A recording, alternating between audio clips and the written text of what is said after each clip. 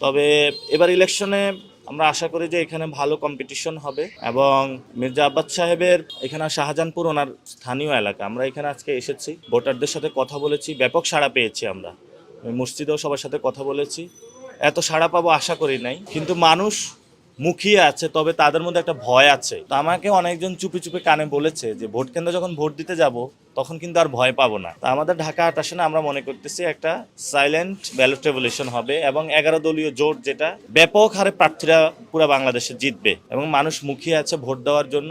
Voter এবং দেশবাসীর উদ্দেশ্যে বলতে চাই, এক নম্বর হলো রাজনীতি চলে গেছে লুটতরাজ, যারা বিদেশে টাকা পাচার করে বড় ব্যবসায়ী তাদের হাতে। তারা হলো বিভিন্ন এমপি যারা গডফাদারদেরকে পালে, তারা সন্ত্রাসী, চাঁদাবাজি, দুর্নীতি সব কিছু করে, তারা ওইখান থেকে প্রোটেকশন নেয়। ফলে যে যারা আমাদের মতন যুব সমাজ রয়েছে, তাদের চাকরি নাই, বাকরি নাই, তাদের কোনো পরিবর্তনের চিন্তা করে না। যারা এমপি হয় তারা ওই লুটতরাজ, যারা ব্যবসা আছে, লুটেরা ব্যবসায়ী, তাদের চিন্তা করে।